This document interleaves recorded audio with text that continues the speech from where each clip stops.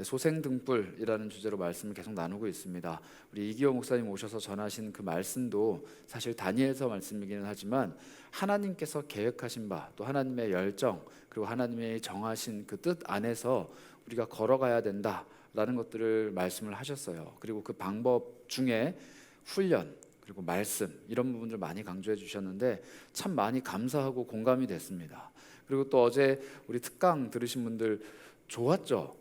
전 생각보다 기대 이상으로 너무 좋아서 여러분들께 아마 오늘 예배가 마치고 나면은 저희 집회와 그 특강의 링크들이 다 발송이 될 겁니다. 여러분들 기회가 닿지 않은 분들은 꼭 한번 다시 보시면 좋을 것 같아요. 굉장히 재밌고 유익한데 무엇보다도 하나님 안에서 시도하고 도전하고 노력하는 것이 얼마나 신나는 일인가를 우리에게 말씀을 해주셨어요. 그래서 여러분들 꼭 한번 보시고 많은 도전과 응원을 받으시기를 바랍니다.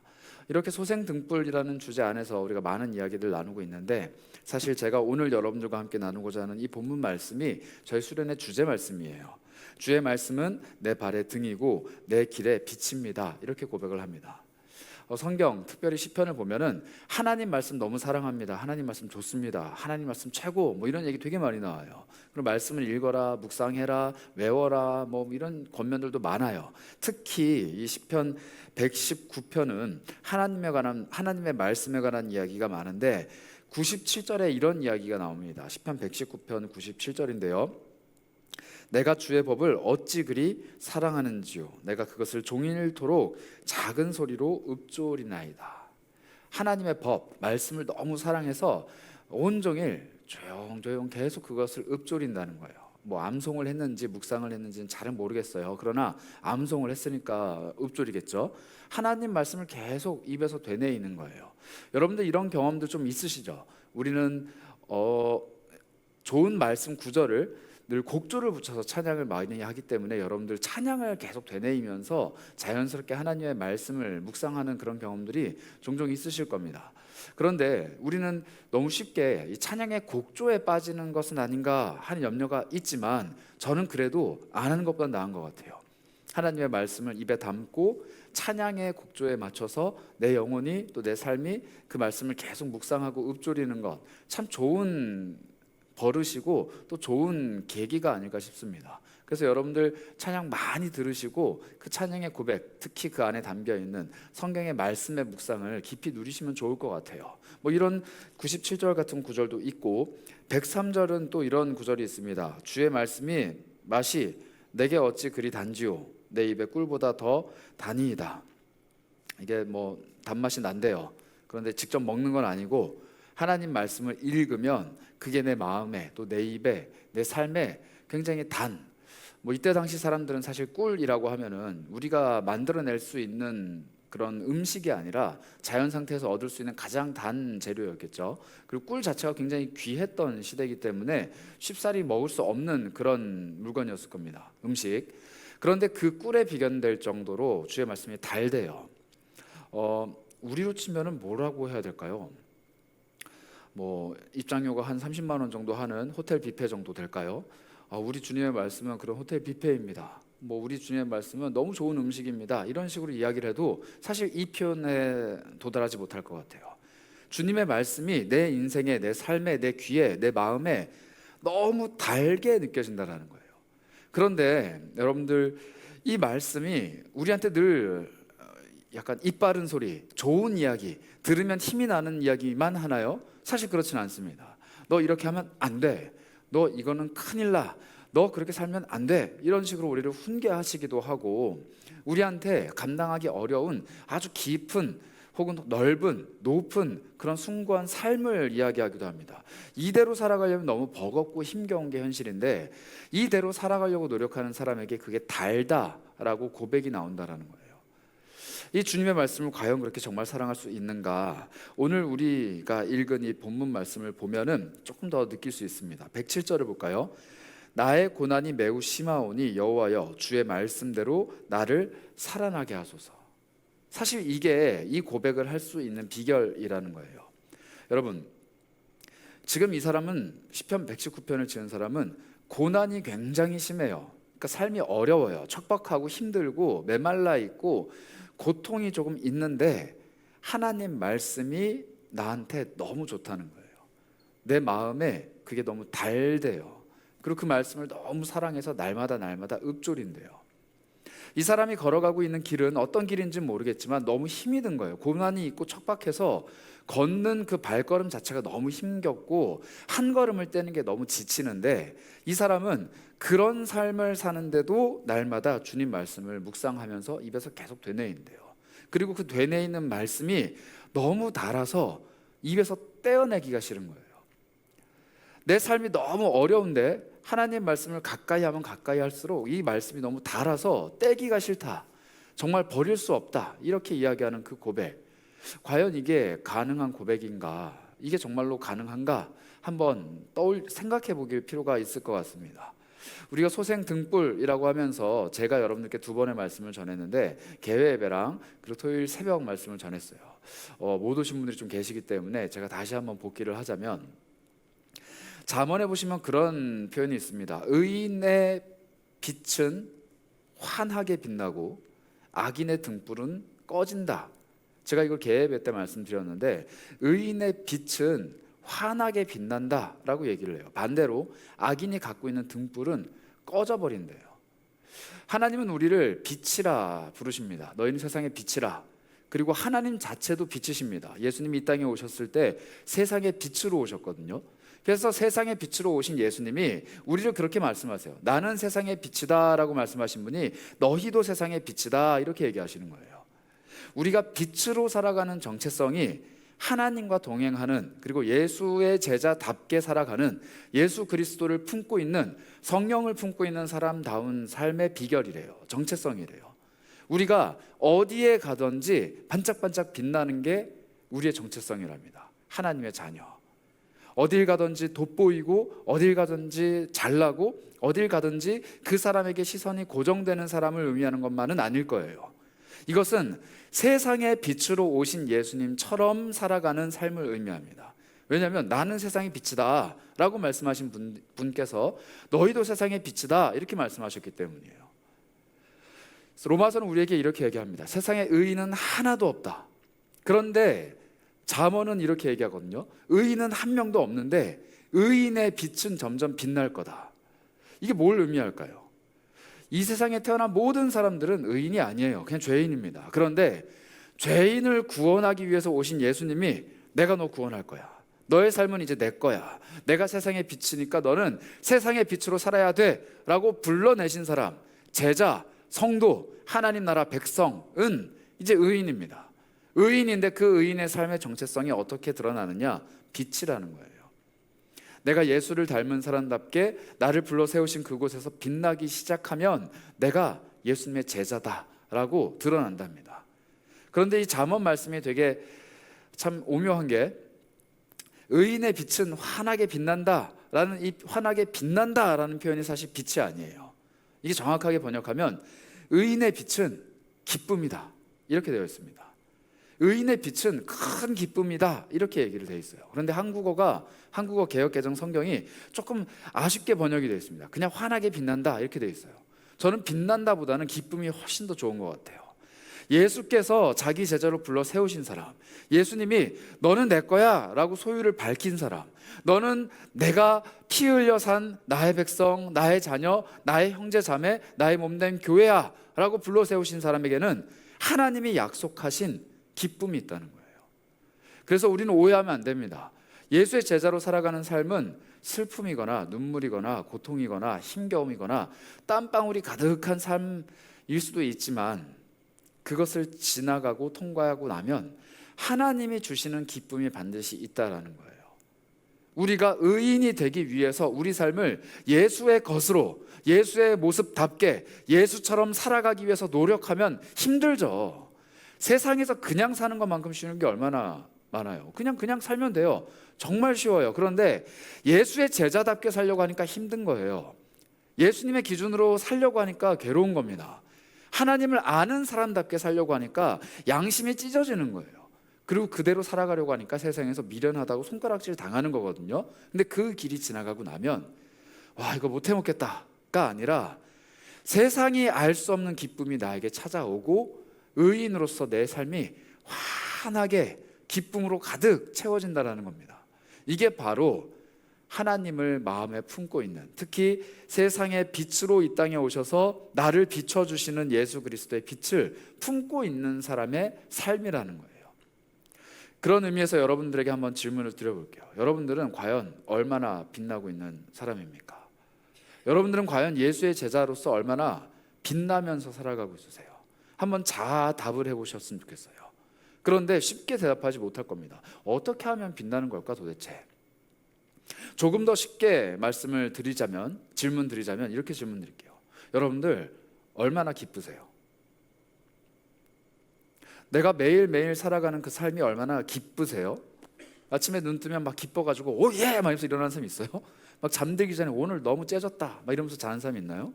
나 너무 기뻐서 누굴 만나든지 야, 너 요즘 너무 기뻐, 미치겠어, 기뻐가지고 죽겠어, 호르몬이 멈추질 않아, 막 이렇게 고백하는 사람이 있습니까? 별로 없어요. 왜냐하면 우리는 빛을 내는 삶보다는 세상이 갖고 있는 우울감과 슬픔과 눈물이 더 가깝고 익숙하기 때문이에요. 여러분들 기쁜 순간, 정말 너무너무 기쁜 순간은 오래도록 기억에 남아요. 근데 눈물을 흘리는 순간은 잘 기억나지 않아요. 작년 이맘때 왜 울었어요? 잘 기억 안 나요. 10년 전, 20년 전, 물론 30년 전도 있겠지만 왜 울었어요? 잘 기억 안 나요. 뭐 슬픈 일이 있었겠죠. 아주 큰 슬픔은 기억이 나겠지만 내가 많이 울었는데 잘 기억이 안 나요. 많이 힘들었는데 기억이 잘 안 나요. 그런데 기쁜 순간은 오랫동안 잔상에 남아요. 왜냐하면 얼마 없거든요. 내가 막 너무 기뻐서 잠 못 이뤘던 그 기쁨은 내 삶에 얼마 없어서 오랫동안 남는다는 거예요. 우리는 그만큼 기쁨에 익숙하지 않은 사람들입니다. 눈물은 주르륵 떨어져도 기뻐해라 라고 하면 이러면서 기뻐해요. 내가 막 화를 내는 건 익숙해도 기뻐하자 그러면은 뭐 기뻐할 게 있어야 기뻐하지. 이런 게 익숙한 사람들이에요. 이걸 우리는 뭐라고 부르느냐? 죄성, 어두움. 우리 안에 어두움이 너무 가득하기 때문에 기뻐할 수 있는 힘이 없습니다. 근데 이게 비정상이 아니라 정상이에요. 모든 사람이 그렇게 태어났어요. 저를 포함한 모든 사람들은 이 어두움에 한가득 잠식돼서 태어난 존재들이라는 거예요. 그래서 세상에 빛으로 예수님이 오셨습니다. 내 마음속에, 내 영혼 속에 빛을 비춰주시는 예수님이 오신 거예요.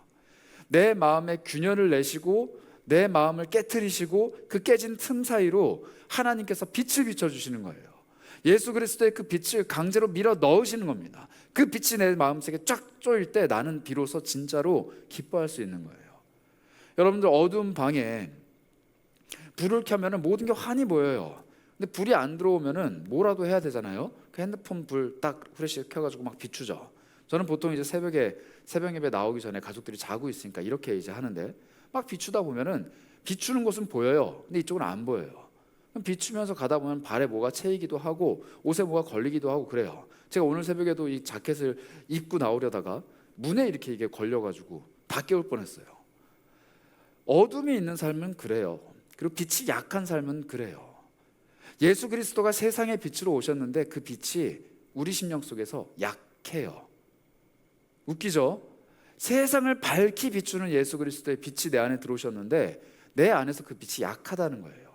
왜 약하냐? 내 마음이 여전히 안 깨져 있기 때문에 그래요. 내 삶이 깨어져 있지 않기 때문에 약한 거예요. 내 삶의 창문이 아주 작은 틈처럼 무슨 계란 껍데기에 금가 있듯이 내 삶에 금이 살짝 가 있으면 빛이 조금 들어오는 거예요. 그런데 내 삶을 완전히 깨부수고 하나님 앞에 아무것도 남지 않게 만들어버리면 하나님이 비추시는 그 빛의 조명이 내 마음속에 환하게 비칩니다. 그런데 우리는 그 깨짐을 두려워해요. 내 마음, 내 공간, 내 삶, 내 생각, 내가 가지고 있는 내 세계가 깨지는 것을 두려워한다는 거예요. 왜냐하면 사람은 늘 어두운 것을 좋아하거든요. 에덴 동산에서 하나님이 아담과 하와를 부르셨을 때 그들은 하나님의 낯을 피해서 나무 그늘 뒤로 피합니다. 늘 그랬어요. 그때부터 사람은 늘 하나님이라는 밝은 빛 앞에서 자기 얼굴을 가리고 숨습니다. 마치 아이들이 숨바꼭질하면 자기 얼굴만 가리면 하나님이 자기 못 찾을 것처럼 착각하듯이 우리가 그런다는 거예요. 내 얼굴을 가리고 내 마음을 가리고 내 삶을 꽁꽁 싸매면 하나님이 나의 죄를 발견 못하실 것 같은 착각을 해요. 그런데 그렇지 않아요. 하나님은 이미 다 아십니다. 다 헤아리세요. 모든 것을 밝히 아세요. 그런데 빛을 비추시지 않아요. 우리가 부끄러울까 봐 기다려 주십니다. 내가 그 공간을 열고 내 삶을 깨고 내 마음을 하나님 앞에 내어놓는 것을 기다리신다는 거예요. 그리고 그렇게 내어놓을 때 하나님은 아낌없이 자신이 가지고 있는 모든 빛을 다 비춰주십니다. 이게 하나님의 조명이에요. 그리고 그 빛은 어떻게 우리에게 다가오느냐? 말씀이라는 겁니다. 그래서 내 영혼이 어둠에 잠식되어 있는 이 내 영혼이 빛으로 새롭게 바뀌고 밝아지고 기쁨으로 가득 차는 이 소생의 기쁨을 주는 게 바로 말씀, 즉 말씀의 등불이라는 거예요. 이 말씀의 등불이 어디에 나와 있느냐? 제가 토은세 때 잠깐 말씀드렸는데 사무엘서에 나와 있어요. 어린아이 사무엘이 하나님 앞에서 잠을 자고 있을 때 하나님이 그를 부르십니다. 근데 이 아이가 탁 깨어나서 귀에 들려온 그 음성이 사무엘아 사무엘아 이렇게 부르니까 엘리 제사장, 그때 당시 제사장이 엘리라는 사람이었는데 엘리 제사장님이 날 부르셨나 보다 하고 뛰어가요. 저 여기 있습니다 라고 했는데 자던 엘리 제사장이 딱 일어나갖고 나 아니야 가 자 이러죠. 그래서 자요. 또 불러서 또 갑니다. 나 아니라고 자라고 해서 또 가 자요. 근데 세 번째 부르니까 가요. 근데 그제서야 엘리 제사장이 이렇게 얘기합니다. 난 아닌데 하나님인 것 같다. 너 가서 네 저 여기 있습니다 라고 대답해라. 이렇게 해요. 그래서 사무엘이 가서 하나님께 대답을 하고 말씀을 듣습니다. 사무엘이 하나님을 처음 경험한 첫 경험이에요. 어린아이 사무엘이 자기 인생에 평생 기억에 남을 만한 그 첫 경험을 했는데 사무엘은 그날 밤을 어떻게 묘사하냐면 여호와 하나님의 등불이 아직 꺼지지 않았다 이렇게 얘기합니다. 성경 속에 여호와 하나님의 등불은 하나님의 말씀을 상징해요. 늘 하나님은 등불을 켜두라고 말씀하십니다. 자신이 거하고 계신 자신의 법이 기록된 그 율법의 법궤가 있는 지성소 안에 등불을 늘 켜놓으라고 말씀하세요. 그런데 등불이 켜져 있는 시기는 언제냐면 해가 없는 때예요. 그러니까 밤이에요. 이 땅에 태양이 있으면 등불을 켤 필요가 없습니다. 그런데 태양이 사라지고 어두운 밤이 찾아오고 어두움이 흙거미처럼 이 땅에 스르르 깔리면 불을 켜야 돼요. 등불을 켜놓고 하나님의 말씀을 들을 준비를 해야 된다라고 말씀하십니다. 여러분들의 삶은 태양이 내리쬐고 있는 삶이 결코 아니에요. 왜냐하면 우리는 단 한 번도 태양을 본 적이 없어요. 우리 삶의 유일한 태양은 지금 하늘에 떠 있는 저 태양, 오늘 날씨가 매우 더운데 우리를 내리쬐고 있는 저 태양이 아니라 다시 오실 주님입니다. 다시 오실 주님이 우리 삶을 비춰주시기 전까지 우리는 늘 어두움에 머물러 있을 뿐이에요. 그분이 다시 오셔서 나를 일으켜 세우시고 그분 곁으로 불러 모아주시고 하나님 보좌 우편에 이르기까지 나를 끌고 가시는, 즉 천국으로 나를 인도해 내시기 전까지 우리는 어두운 세상 속에 살아갈 수밖에 없어요. 그렇기 때문에 우리에게는 늘 등불이 필요합니다. 말씀의 등불. 여러분들 죽을 때까지, 예수님이 다시 오시지 않는 한 죽을 때까지 여러분들과 저에게는 이 말씀이 필요해요. 이거 없이 살아갈 수가 없습니다. 이거 없이 우리가 하나님을 고백할 수 없다라는 거예요. 그 고백의 말씀이 어디에 나와 있냐면 이사야 55장 3절입니다. 우리 한번 같이 읽어볼까요? 하나님의 말씀입니다. 이사야 55장 3절입니다. 함께 읽습니다. 너희는 귀를 기울이고 내게로 나와 들으라. 그리하면 너희 영혼이 살리라. 내가 너희를 위하여 영원한 언약을 맺으리니 곧 다윗에게 허락한 확실한 은혜이니라. 이렇게 말씀하십니다. 너희는 귀를 기울여라. 나의 목소리에 귀를 기울여라. 그리고 내게 나와서 들어라. 그러면 어떻게 된다고요? 산대요. 자, 그러면 살리라 라고 말씀하실 때 이 말씀을 들은 사람들이 죽어 있었을까요? 살아 있었을까요? 살아있는 사람들입니다. 살아있는 사람들에게 하나님 말씀하시는 거예요. 저희와 같이, 우리와 같이 코로 숨쉬고 있는 살아있는 생명이 있는 사람들에게 하나님 하신 말씀이에요. 성경 읽어라, 들어라, 나에게 나와라. 그러면 너희가 살 거다.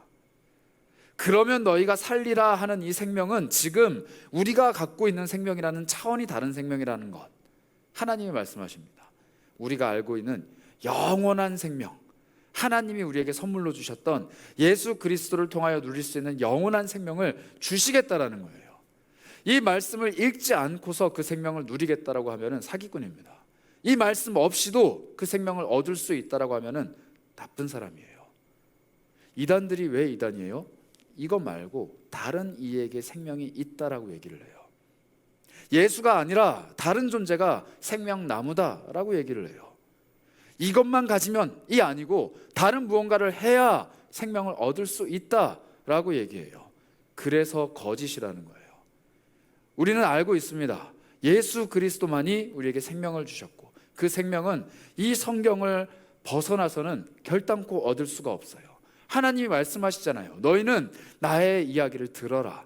나에게 나와서 들어라. 그리하면 얻으리라.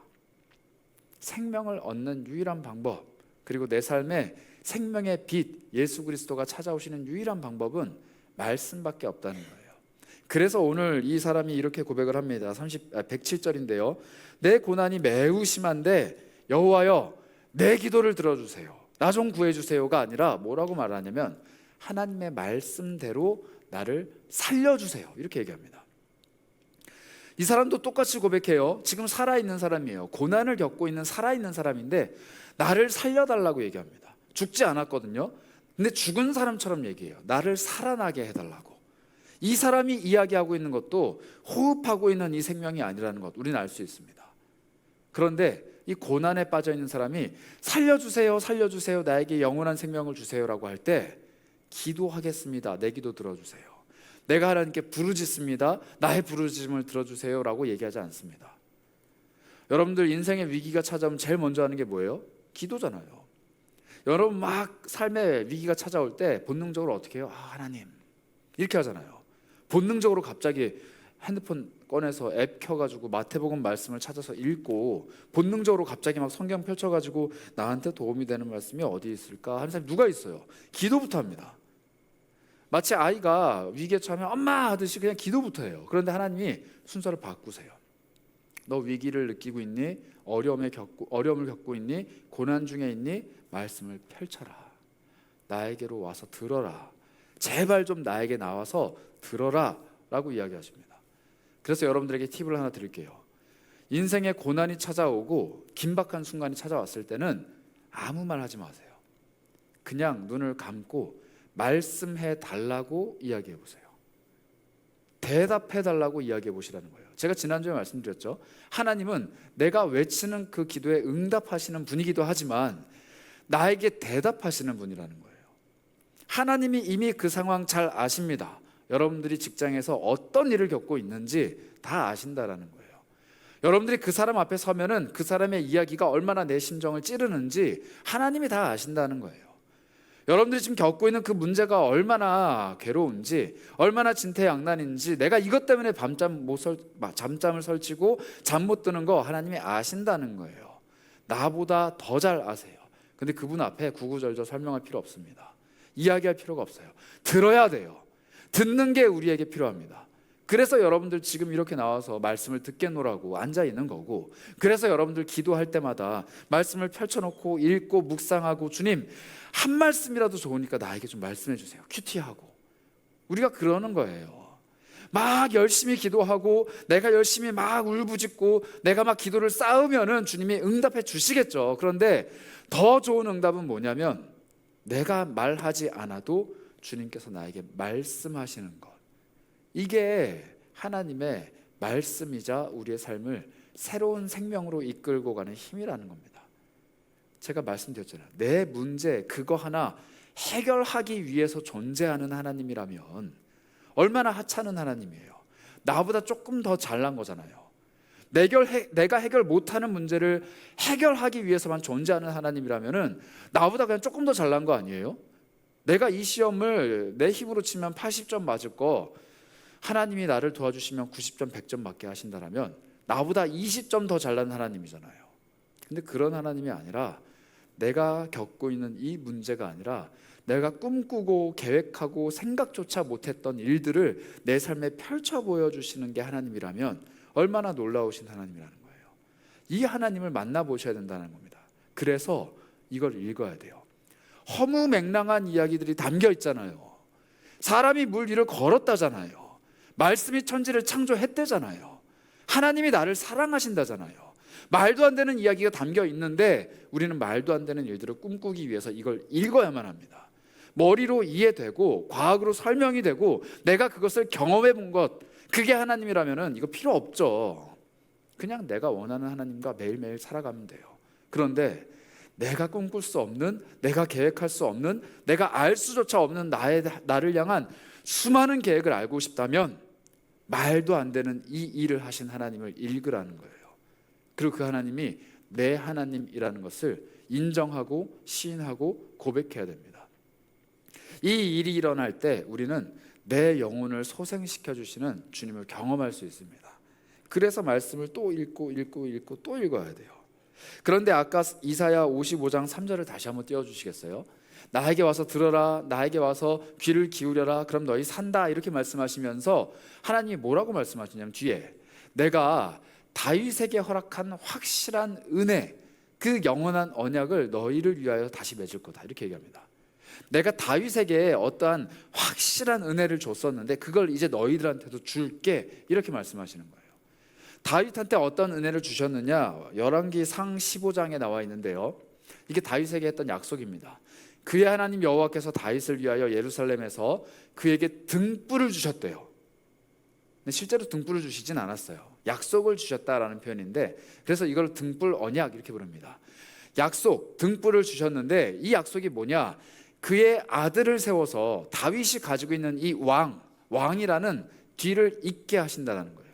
그의 나라를 영원토록 견고하게 하신다고 합니다. 5절은 뭐라고 얘기하죠? 이는 다윗이, 여러분 중요해요, 햇사람 우리아의 일 외에는 평생 여호와 보시기에 정직하게 행했고 자기에게 명령하신 모든 일을 어기지 않았다, 이렇게 얘기합니다. 햇사람 우리아의 일이 굉장히 중요해요. 하나님이 우리에게 오셔서 말씀하십니다. 너 내 이야기에 귀를 기울여, 나에게 좀 와서 들어, 내가 너에게 약속을 줄 거야. 근데 이 약속이 누구의 약속이냐면 내가 예전에 다윗에게 주었던 약속이야. 그거 너한테 똑같이 줄게. 이 약속이 뭐냐면 등불이야. 등불. 이 등불은 뭐냐면 다윗에게 주기로 했던 그 왕의 아들들, 그 아들들이 왕이 되는 것, 영원히 왕이 되기로 했던 그 약속을 너에게도 줄게, 이렇게 얘기합니다. 아, 그러면 우리가 아기를 낳으면 왕이 되는구나, 이 얘기가 아니고 무슨 얘기냐면 예수 그리스도예요. 다윗에게 이렇게 약속하신 거예요. 너의 아들들이 계속 왕이 될 거야. 영원토록 왕이 될 거야. 내가 이거 반드시 지킬 거야. 그런데 그의 아들들 지금 왕이 아닙니다. 다 죽어서 없어졌어요. 이 영원토록 왕이 된다라는 약속의 끝자락에 누가 계시냐면 예수님이 계십니다. 그래서 예수님 우리가 다윗의 자손이라고 부르는 거예요. 다윗에게 주셨던 그 영원한 왕이 너희에게 있을 거다라는 그 약속이 다윗에게 주신 언약, 등불의 언약이라는 건데, 그 등불이 꺼지지 않을 거다라고 약속하셨는데 오늘 우리에게 그 약속을 주신다는 거예요. 내가 예전에 다윗에게 그 약속했거든. 근데 내가 그 약속 너한테도 줄게. 제발 나한테 와서 들어. 내 음성을 들어. 내 이야기에 귀를 기울여. 그러면 내가 너희를 영원히 살게 할 건데, 그 영원히 사는 비결이 뭐냐면 다윗에게 했던 그 예수 그리스도라는 약속을 너희에게도 줄게, 이렇게 말씀하시는 거예요. 우리가 이 말씀을 읽으면 읽을수록 우리는 예수 그리스도를 가까이 하게 됩니다. 왜냐하면 이 말씀의 빛이 곧 태초에 계셨던 예수 그리스도라는 빛이시고, 이 말씀이 이야기하고 있는 바가 바로 이 땅에 오신 예수 그리스도가 우리에게 빛을 비춰주신 방법이고, 이 말씀 속에 담겨있는 모든 내용들은 늘 예수 그리스도를 향해 있기 때문이에요. 그래서 이 말씀을 읽으면 읽을수록 우리는 예수를 더 깊이 알게 됩니다. 여러분들 예수 모르는 사람이 누가 있어요? 다 알죠. 예수를 아니까 예배하고 있겠죠. 그런데 예수를 정말 잘 아세요? 저도 잘 모르겠어요. 예수님 정말 어떤 분이신지, 왜 나를 구원하셨는지, 나에게 뭘 계획하고 꿈꾸고 계신지, 오늘 나와 뭘 하기를 원하시는지 정말 모르겠어요. 예수님은 늘 다채로운 분이십니다. 그리고 나를 향해서 내가 생각할 수 있는, 계획하고 꿈꿀 수 있는 것보다 훨씬 더 큰 것들을 갖고 계신 분이세요. 그런 분이 나에게 찾아오셔서 말씀하신답니다. 오늘 내가 너와 함께 이걸 하고 싶어. 나는 오늘 너와 함께 이런 이야기를 나누고 싶어. 나는 오늘 너와 함께 이것들을 행해보고 싶어. 나는 오늘 너의 삶을 이런 기쁨으로 채워보고 싶어. 나는 오늘 너의 삶에 정말 설명할 수 없는 놀라운 일들을 하고 싶어. 이게 예수님이세요. 그런데 이 말씀을 가까이 하지 않으면 예수님이 우리 곁에서 조금씩 옅어집니다. 예수님의 빛이 없어진다는 거예요. 투명도가 100에서 0으로 점점 떨어진다는 거예요. 아련해집니다. 왜냐하면 예수님은 늘 내 곁에 계시지만 그 예수님을 볼 수 있는 영적인 눈, 그 눈의 힘이 사라지는 거예요. 예수님은 늘 내 속에 계세요. 성령님은 나를 절대 떠나시지 않습니다. 그런데 내가 성령을 보는 눈이 점점 희미해지는 거예요. 내 삶에 일어나는 일이 그냥 일상적인 일이 돼버리는 거예요. 예수와 동행하는 삶이 아니라, 예수가 역사하는 삶이 아니라 그냥 내가 아침에 일어나서 밥 먹고 화장실 갔다가 잠드는 그런 삶이 돼버리는 거예요. 말씀을 가까이 하는 사람은 이 말씀을 통해서 예수를 보게 되는데, 이 말씀이 사라지니까 예수는 안 보이고 뭐만 보여요? 내 삶만 보여요. 예수는 안 보이고 뭐만 보이냐고요? 내 문제만 보인다고요. 예수는 온데간데 없고 내가 겪고 있는 어려움만 보이면 나는 지금 말씀이 필요한 사람입니다. 그래서 아까 그 질문 다시 한번 드려볼게요. 기뻐요? 아니면 문제가 더 많이 보입니까? 기쁨이 가득하십니까? 아니면 삶의 문제가 가득하십니까? 정말 말할 수 없는, 형용할 수 없는 기쁨이 내 마음을 두근거리게 만들고 있습니까? 아니면 지금 겪고 있는 이 불안감이 나를 두근두근하게 만들고 있습니까? 너무 불안해서 잠을 못 잡니까? 아니면 너무 기뻐서 잠을 못 잡니까? 이것을 바꾸는 유일한 방법, 말씀이에요. 이거 없이 여러분들의 인생이 행복해지기라 보장할 수 없습니다. 이거 없이 여러분들의 삶이 행복해지리라 확신할 수 없어요. 이거 읽으면 행복해지냐고요? 모르겠어요. 그런데 하나님이 약속하셨어요. 읽어라, 가까이 해라, 들어라. 그러면 내가 너희에게 구원, 생명, 역사를 주리라. 이렇게 약속을 하셨어요. 그래서 우리는 오늘도 맨 땅에 헤딩하듯이 성경을 펼치는 거예요. 그리고 읽는 거예요. 그리고 얘기하는 거예요. 하나님이 나에게 빛으로 오셨다. 요한복음 8장 12절은 예수 그리스도가 이렇게 우리에게 스스로를 말씀하셨습니다. 예수께서 또 말씀하시되 나는 세상의 빛이니 나를 따르는 자는 어둠에 다니지 아니하고 생명의 빛을 얻으리라. 이렇게 말씀하십니다. 예수님은 생명의 빛이십니다. 그런데 전제가 있어요. 예수를 따르는 사람이에요. 예수를 따르는 사람입니다. 나 예수님 알아. 나 예수님 믿었어. 나 예수 영접했어. 나 교회도 다녀. 나 헌금도 꼬박꼬박 잘해. 아니에요. 예수를 따르는 사람이 빛을 얻는다라고 합니다. 예수님은 언젠가 반드시 우리에게 생명의 빛을 비춰주세요. 언젠간 반드시 비춰주세요. 그런데 그 빛이 희미하다고 말씀드렸잖아요.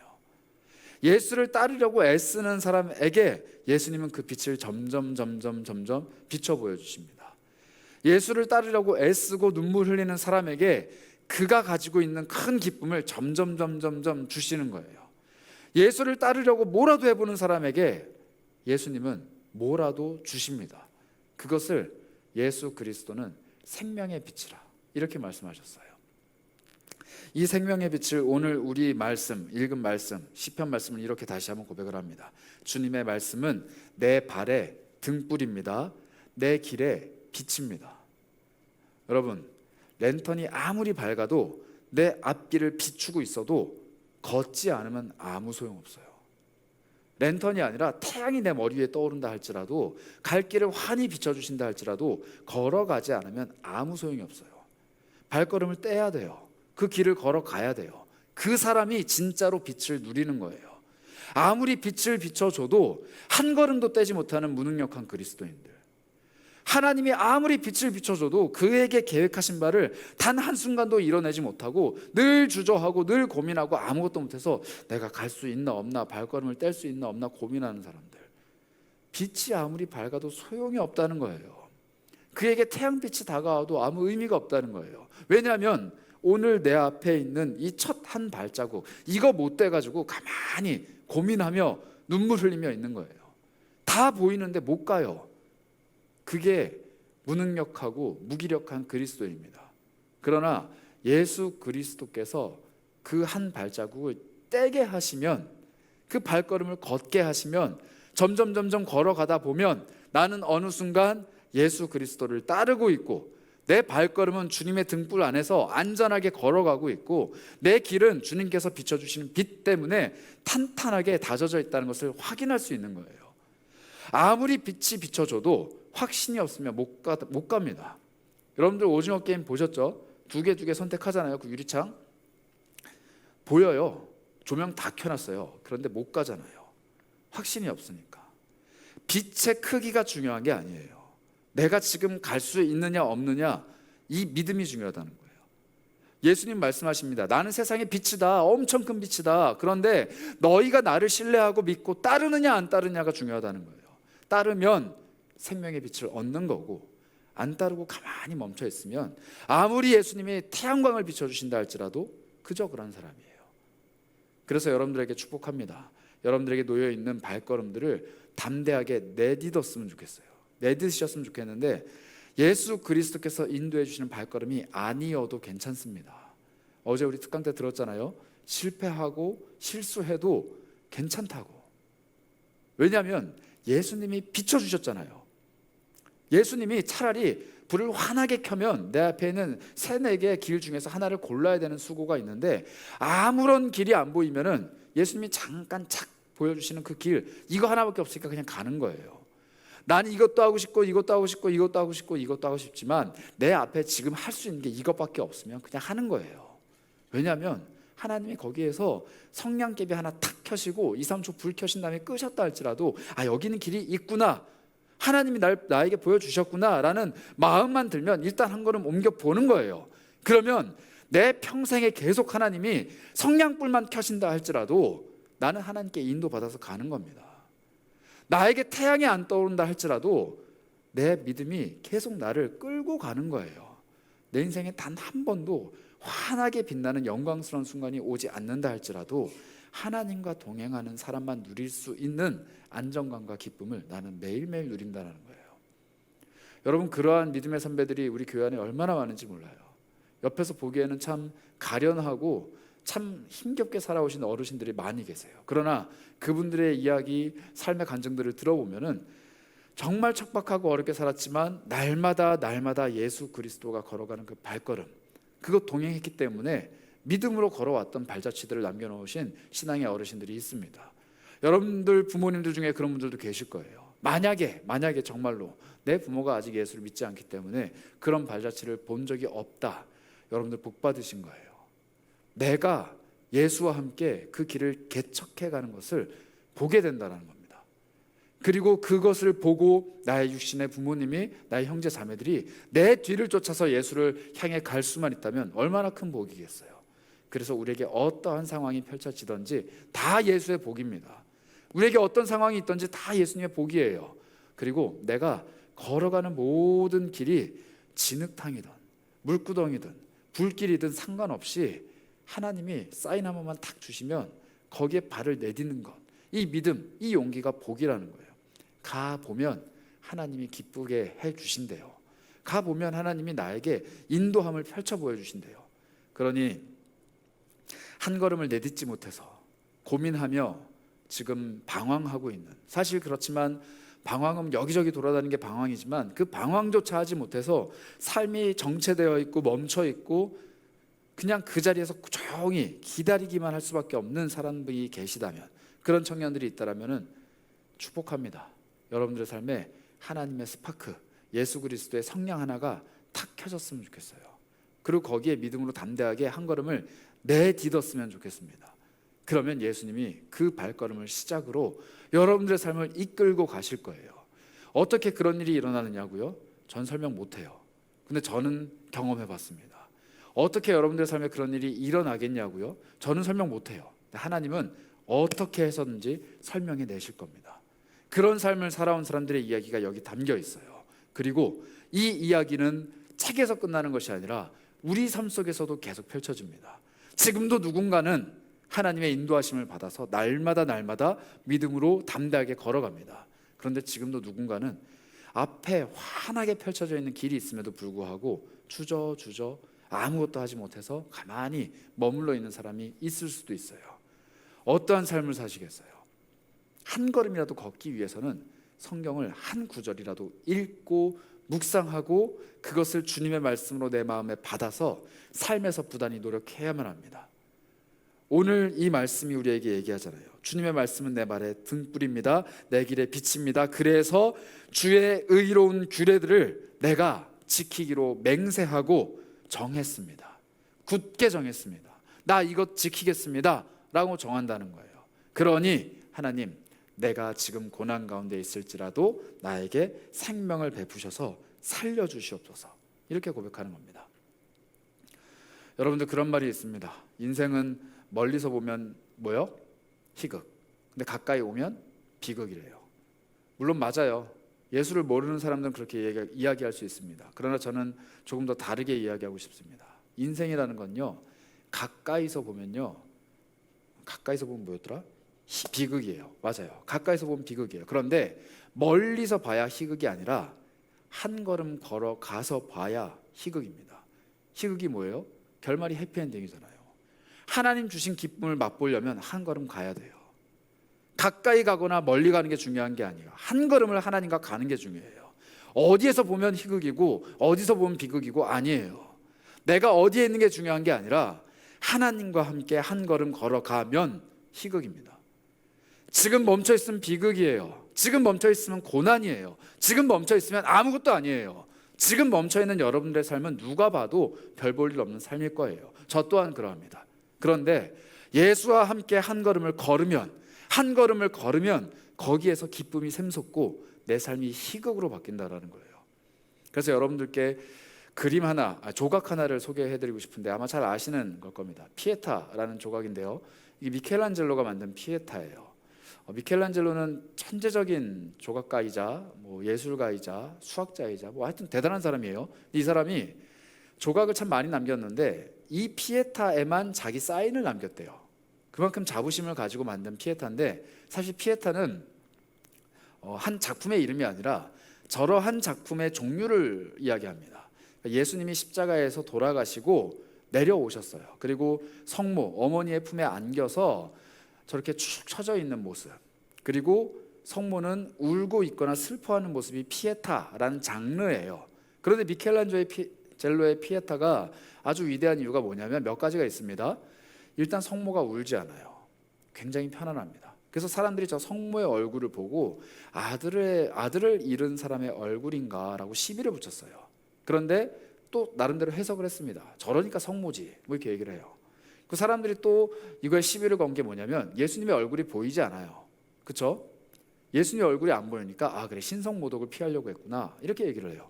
근데 실제로 예수님 얼굴 조각을 다 해놨습니다. 보여요. 그냥 사람들 시선에 안 보일 뿐이에요.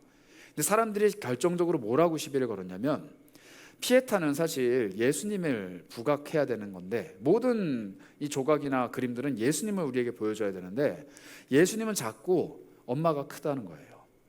그래서 원래 피에타는 예수님은 돌아가셔서 평온한 모습을 보여주셔야 되고 성모 마리아는 막 울부짖어야 되는데 성모를 너무 대단한 사람처럼 그려놨다라는 거예요. 그래서 미켈란젤로한테 막 시비를 걸었습니다. 이렇게 만들면 어떻게 하냐, 예수님이 엄마보다 더 작으면 어떻게 하냐, 엄마가 평온하면 어떻게 하냐, 막 시비를 붙였어요. 그런데 미켈란젤로가 대답을 합니다. 다음 사진 보여주시겠어요? 이 조각은 사람들이 보라고 만든 게 아니라 하나님이 보시라고 만든 거다. 그래서 위에서 봐야 된다, 이렇게 얘기합니다. 위에서 보면요, 성모 마리아 얼굴이 안 보여요. 그가 어떤 얼굴을 하고 있는지 보이지 않습니다. 성모 마리아의 몸도 예수님보다 크지 않아요. 성모가 어떠한 표정과 어떠한 자세를 갖고 있는지 모릅니다. 근데 하나님 시선엔 뭐가 보이냐면 예수님이 보여요. 죽음을 맞이한 예수님의 시신이죠. 축 늘어져 있지만 그 얼굴만큼은 평안하게 아버지의 임무, 아버지의 사명을 잘 감당해낸 아들의 모습만 보인다는 거예요. 이게 미켈란젤로가 만든 피에타입니다. 우리 인생이 이래요. 우리 삶이 사람들의 시선으로 보면요, 고난이에요. 울부짖어야 돼요. 사람들의 시선에서 보면은 예수는 안 보이고 그것을 슬퍼하는, 삶을 슬퍼하는 사람들만 보여요. 근데 하나님은 우리 인생을 어떻게 보시냐면은 위에서 아래로 하나님의 시선으로 보십니다. 그래서 예수님이 보이는 거예요.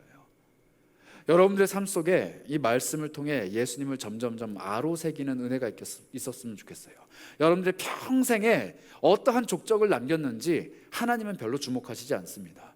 여러분들이 어떤 직장에 입사를 했는지, 여러분들이 어떤 남자친구 여자친구를 사귀었던 경험이 있는지, 누구와 결혼을 했는지, 애가 어떻게 자랐는지 몰라요. 하나님은 관심 없으세요. 하나님은 뭐에 관심 있으시느냐?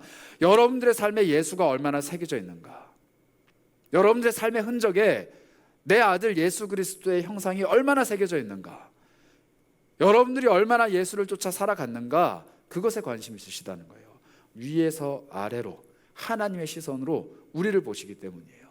그리고 삶의 한순간 한순간 예수의 형상이 보이고 예수를 쫓아가기 위해서 애쓰는 내가 보이면 하나님은 나의 삶에 한량 없으신 은혜, 끝을 모르는 기쁨, 내 삶에 쏟아부어 주실 수 있는 모든 것들을 다 투자하시는 분입니다. 왜냐하면 내가 너무나도 사랑하는 아들 예수 그리스도가 지금 저기 있거든요. 그 사람의 삶 속에, 그 사람 마음 속에 내가 사랑하는 아들 예수 그리스도가 있는데, 그리고 내가 사랑하는 아들 예수가 그와 함께 무슨 일이라도 하고 싶어 하는데 하나님이 그것을 도와주시지 않을 이유가 없어요. 그게 우리의 삶이 윤택해지는 비결입니다. 여러분들의 영혼이 소생하셨으면 좋겠어요. 그냥 편안하게 쉬는 게 소생 아닙니다. 회복하는 게 소생 아니에요. 내 삶 속에 하나님 베풀어 주시는 기쁨이 차고 넘쳐서 내 영혼이 마구마구 날뛰는 능력, 그 생명력이 소생입니다. 그 소생을 하는 등불을 붙잡으셨으면 좋겠어요. 말씀. 이 말씀이 우리에게 늘 예수를 가르치고, 이 말씀을 통해 예수를 배우고, 그 예수와 함께 내 삶을 한 걸음 한 걸음 걸어가는, 내 발에 등불이고 내 길에 비친 그 예수 그리스도와 함께 동행하는 사람에게 하나님은 기쁨을 베풀어 주십니다. 그 기쁨은 설명할 길이 없어요. 그래서 여러분들께 공을 넘깁니다. 알아서 체험해 보세요. 그리고 제발 와서 저에게도 가르쳐 주세요. 제가 가지고 있는 기쁨만 여러분들에게 나누라 말씀하시지 마시고, 여러분들 삶 속에 찾아오는 예수로 인한 기쁨을 나눠주시라는 거예요. 이 땅 가운데 그 기쁨이 없어서 수많은 사람들이 죽어나갑니다. 이 땅 가운데 그 기쁨이 없어서 사람들이 삶을 포기해요. 그 기쁨이 없어서 이 땅이 소망이 없다 선언하고 고백합니다. 근데 우리는 알아요. 이 땅이 어떠해서가 아니라 내 심령이 어떠해서 하나님이 나에게 기쁨을 주신다는 것을, 여러분들 이 소생등불 인어프 아워링을 마무리하면서 정말 진심으로 고백하고 또 권면드려요. 여러분들의 삶이 기쁘셨으면 좋겠습니다. 그러나 그 기쁨의 삶을 위해서 끊임없이 노력하시고 예수를 알기 위해 애쓰고 그 알아낸 예수를 삶으로 살아내기 위해서 힘썼으면 좋겠어요. 그거 하면서 땀방울 흘려도 아깝지 않습니다. 그 흘린 땀방울을 예수께서 닦아주시고 반드시 보상해 주십니다. 기쁨으로 보상해 주시는 거예요. 금전 치료, 치유 뭐 이런 표현 있잖아요. 그걸로는 해결이 안 되는 영혼의 갈급함을 예수께서 기쁨으로 해결해 주신대요. 여러분들 꼭 그 치료 받으시고 기쁜 얼굴로 다시 만나는 우리가 되었으면 좋겠습니다. 한 주 동안 여러분들 삶 속에 소생하는 등불의 기쁨이 넘쳐났으면 좋겠어요. 그래서 이 시간 잠깐 우리 마음 모아서 기도할까요? 여러분들 그렇게 기도하셨으면 좋겠습니다. 하나님, 우리 잠잠히 좀 기도합시다. 하나님, 내 삶에 어느 순간 보니까 기쁨이 없습니다. 작은 기쁨, 소소한 행복들이 없습니다. 그래서 그 행복을 찾아보고자, 기쁨을 찾아보고자 이것도 해보고 저 사람도 만나보고 이 프로그램도 봤다가 저것도 시도해봤다가 뭐 하는데 하나님, 솔직히 기쁨이 별로 없네요. 내가 기쁘지 않은 이유 이제는 알겠습니다. 내 영혼의 기쁨 되시는 예수 그리스도, 나를 환하게 비춰주셔서 기쁨으로 충만케 하시는 그 예수 그리스도가 없어서 나는 기쁘지 않았던 겁니다. 하나님, 다시 한번 고백합니다. 예수 그리스도의 빛을 나에게 비춰주시고 그 빛 앞에서 반응하는 내가 되기 원합니다. 마치 땅을 뚫고 올라온 작은 새싹이 태양이 어디 있는지를 간절히 찾은 다음에 빛이 들어오는 방향을 향해 자신의 이파리를 활짝 펼치듯이 내 삶이 빛 대신 예수 그리스도를 향해 활짝 펼치기 원합니다. 그 갈망을 안고 우리가 성경을 마주합니다. 하나님 말씀을 대합니다. 말씀을 가까이 할 때마다 내 삶의 기쁨으로, 내 삶의 충만한 은혜로 찾아와 주시고, 내가 성경책 펼치기도 전부터 하나님 나의 마음을 감동시켜 주시고, 말씀을 읽을 때마다 그 말씀이 살아 숨쉬는 말씀 되어 내 심령을 두드리게 하여 주시고, 작은 말씀 한 구절이라도 내가 삶에서 실천하기 위해서 기도하며 애쓰며 노력할 때 내 삶을 귀하다 말씀해 주시고, 내 삶에 찾아와서 능력도 베풀어 주시고, 내 삶에 한량없는 기쁨 베풀어 주시는 것 경험하기 원합니다. 주님의 기쁨 때문에 살아가는 사람 되기 원합니다. 세상에 흩날리는 작은 기쁨 때문에 만족해하며 그것이 나의 참 기쁨이라 고백하는 어리석은 사람 되지 않기 원합니다. 주님, 나에게 기쁨을 베풀어 주시고 그 기쁨을 위하여 말씀을 베풀어 주시옵소서. 우리 이런 마음 가지고 여러분들의 마음과 입술로 잠시 하나님께 기도하도록 하겠습니다. 기도합니다. 하나님 채워주시고 응답하여 주시고 붙들어 세워주시옵소서. 하나님의 놀라우신 은혜로 내 삶을 붙들어 주시기 원합니다. 하나님, 한량없는 그 은혜, 말씀의 그 은혜, 그 놀라운 그 은혜가 예수 그리스도를 통하여 내 삶에 들어오는 것을 고백합니다. 예수의 그 능력, 그 이름, 그 기쁨이 내 삶에 흐르고 있음을 고백합니다. 주님, 믿음으로 담대하게 한 걸음씩 나아가게 하여 주시고 내 삶에 찾아온 수많은 어려움들을 이겨낼 수 있는 힘을 베풀어 주옵소서. 하나님 감사드립니다. 우리 함께 찬양합니다. 내 안에 가장 귀한 것, 내 안에 가장 귀한 것, 예수를 알미라.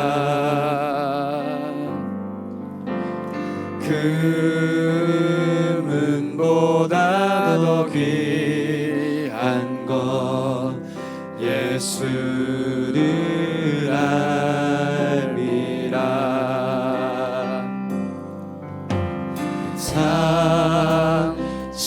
지식보다 귀한 것, 예수를 알미라. 내 안에 가장 귀한 것, 예수를 알미라. 고백합니다. 예수의 이름, 예수의 이름, 존귀한 그 이름, 예수의 이름, 능력의 그 여러분이 찬양이 이렇게 고백합니다. 내 안에 가장 귀한 게 뭐라고요? 예수래요. 예수를 아는 게 가장 귀하답니다. 세상에 귀한 것 많죠. 좋은 것도 많습니다. 그러나 그것들이 나에게 기쁨을 줄 수 없다는 것을 이제는 우리는 알 나이가 됐어요. 세상이 나를 만족시킬 수 없다라는 것을 이제는 알 나이가 됐다라는 겁니다. 왜냐하면 여러분들 지금 세상에 혼자 동떨어져 있잖아요. 더 이상 부모님 품에 안겨서 살아가는 게 아니라 세상 속에서 내 삶을 살아가도록 이제는 정말로 성인으로 홀로 살아가잖아요. 여러분들 그래서 기쁨이 없습니다. 세상에서는 우리가 누릴 수 있는 기쁨이 전혀 없어요. 그래서 오늘 다시 한번 우리가 고백해야 됩니다. 예수를 아는 것이 나에게 가장 귀한 것이고, 예수를 아는 것이 나에게 가장 큰 기쁨이고, 예수의 이름이 나에게 가장 존귀하고 능력입니다. 이런 고백을 할 수 있어야만 합니다. 믿어지시지 않으면 찬양이라도 부르세요. 이게 안 믿어지면 믿게 해달라고 고백해보세요. 그리고 마음을 다해, 열정을 다해, 성의를 다해 이 찬양을 한번 고백해보세요. 내 영혼아 제발 좀 찬양해라. 세상의 것 쫓아가려고 하는 내 육신의 정욕아 제발 좀 사라지고, 내 영혼아 예수의 이름을 찬양해라. 그리고 그분으로 인해서 누리는 기쁨을 내가 맛볼 수 있도록 내 영혼아 예수 그리스도 앞에 반응 좀 해라. 우리 이렇게 자기 스스로를 향해서 선포하시며 다시 한번 찬양해 보는 건 어떨까요? 우리 고백하며 나아갑니다. 내 안에 가장 귀한 것, 내 안에 가장 귀한 것, 예수를 알미라. 금은보다 나는 돈보다 더 귀한 것 예수를 알미라. 세상 지식보다 귀한 것, 세상 지식보다 귀한 것 예수를 알미라. 내 안에 가장 귀한 것, 내 안에 가장 귀한 것 예수를 바로 아는 것이 나에게 가장 귀한 것입니다. 고백합니다. 예수의 이름,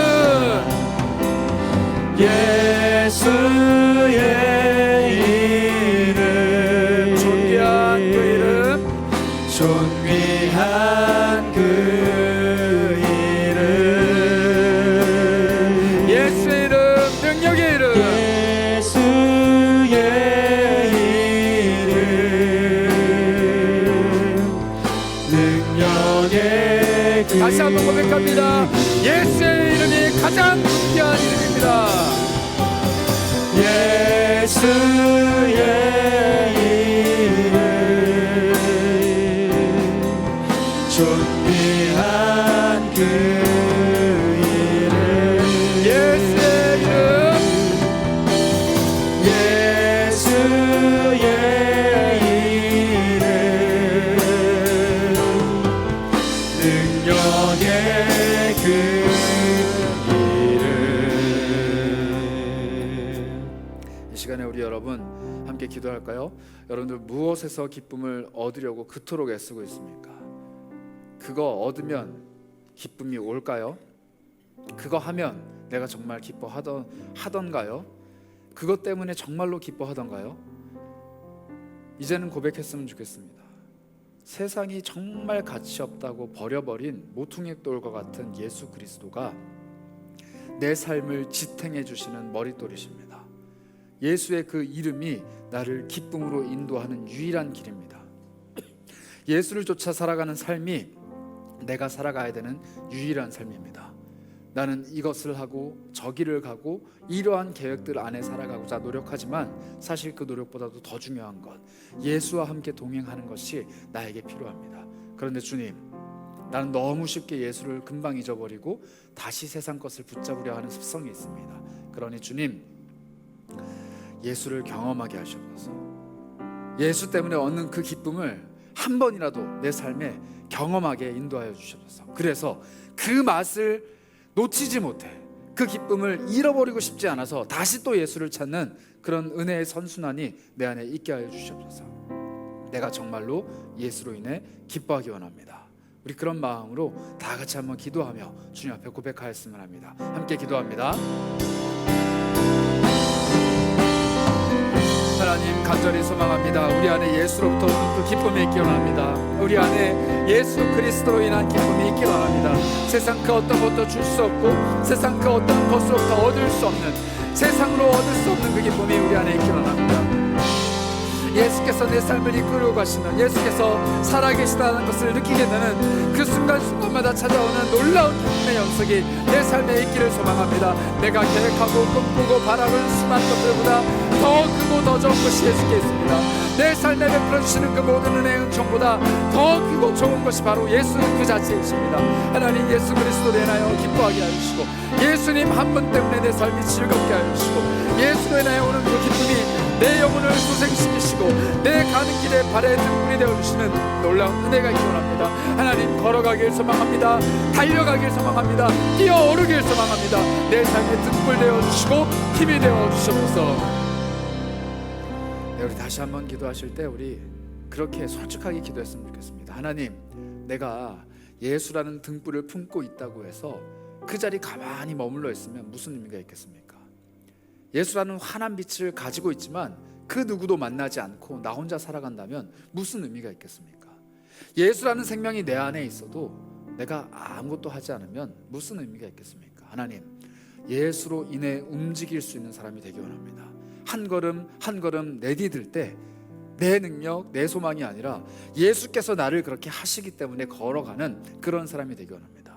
한 걸음을 예수로 내딛었을지라도 다른 발이 내 욕심 때문에 움직이는 영적인 절름발이가 되지 않기 원합니다. 내 이 두 다리가, 내가 걸어가는 모든 길이 온전히 예수로 채워지는 영적인 담력이 있기 원합니다. 지금은 비록 걸어가지만 내가 점점점 힘을 얻어 예수와 함께 달려가게 하시고 뛰어가게 하시고 날아오르게 하실 것을 기대합니다. 그러니 오늘 내가 한 걸음을 주와 함께 뗄 수 있도록, 내가 한 걸음을 예수와 함께 걸어갈 수 있도록 나에게 믿음의 담력을 베풀어 주셔서 내가 이것 하고자 합니다. 그런데 겁납니다. 할 수 있을까 모르겠습니다. 감당해낼 수 있을까? 이게 정말 나의 길일까? 이게 정말로 예수께서 나에게 주신 길일까? 고민됩니다. 그때마다 나에게 찾아오셔서 주님의 스파크를, 주님의 빛을 잠깐이라도 비춰주셔서 내가 순종하고 따르겠습니다. 그리고 그 발걸음에 힘이 되어주시고 능력이 되어주셔서, 그래서 내가 주님의 등불을 마음에 품고 날마다 걸어가는 사람 되길 소망합니다. 우리 이런 마음으로 여러분들의 미래와 또 여러분들의 계획과 꿈과 발걸음을 두고 한번 기도하였으면 합니다. 함께 기도합니다. 하나님, 간절히 소망합니다. 우리 안에 하나님 향한 은혜와 진리가 있습니까? 우리 안에 하나님 주신 발걸음에 대한 확신이 있습니까? 하나님, 내가 걸어가는 길에 대한, 내가 밟는 모든 땅에 대한 확신이 있습니까? 주님, 그 발걸음을 인도하시는 분은 오직 여호와 한 분임을 고백합니다. 사람이 그 길을 계획할지라도 모든 것을 이루어내시고 인도해 가시는 분은 오직 여호와 한 분임을 내가 고백합니다. 하나님, 내 삶에 찾아와 주셔서 하나님의 은혜, 하나님의 소망으로 충만케 채워주시고 예수의 밝은 비달에 한 걸음 한 걸음 용기를 내어 걸어가고 뛰어가고 날아가는 사람 될 수 있도록 인도하여 주시옵소서. 내 안에 영적인 진보가 있기 원합니다. 영적인 결단이 있기 원합니다. 영원히 하나님 앞에 결단하며 달려가기 소망합니다. 내가 주의 바른 규례를 지키기로 결심합니다. 주님과 함께 동행하기를 원하오니 주여 나에게 찾아와 말씀하여 주시고 내 삶을 이끌고 가주시고 내 삶의 끝끝내 주님께 도달할 수 있도록, 내 모든 발걸음이 주님을 향할 수 있도록 인도하여 주시옵소서.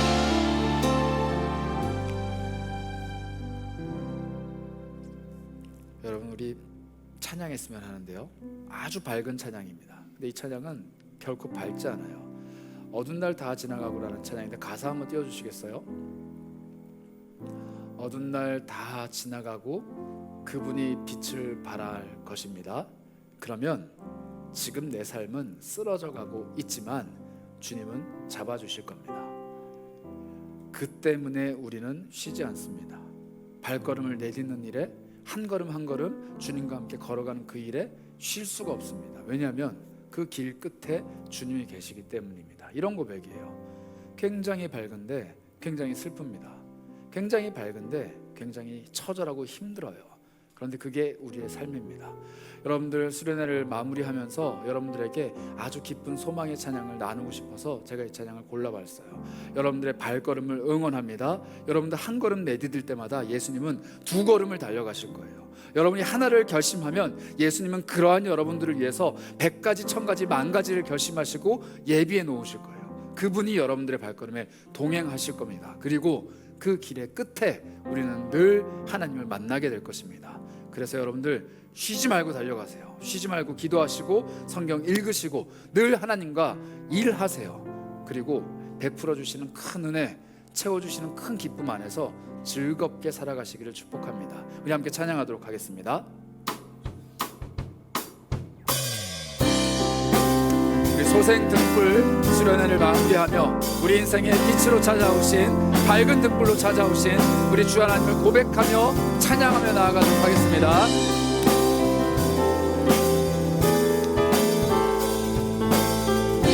고백합니다. 어두운 날 다 지나가고, 어두운 날 다 지나고 그가 빛을 발하니 아멘. 쓰러져가는 우리 영혼 주가 붙잡아 주시리. 우리는 쉬지 않을 것입니다. 쉬지 않으리. 이 길에 끝이 있으니 한 걸음 한 걸음 주와 함께 걸으리. 우리의 걸음이 끝나는 그날 매 순간 함께 하시니 우리를 안아주실 우리 것입니다. 안아주시니 더 이상 눈물 없으리 당신의 그 나라 안에서 이제 영원히 주품 안에서 우리 찬양하겠네. 찬양합니다. 우리 가는 이 길, 우리 가는 이 길 세상이 미련하다 해도 우리는 주가 보여주신 그한 소망이 있으니 어둠의 조각조차 그곳에 발들이지 못해 당신의 나라에 우리 영원히 거하네. 여러분 다시 한번 고백하실 때 이게 여러분들의 영혼의 고백이 되셨으면 좋겠어요. 어두운 날은 다 지나갈 겁니다. 한 걸음 한 걸음 동행합시다.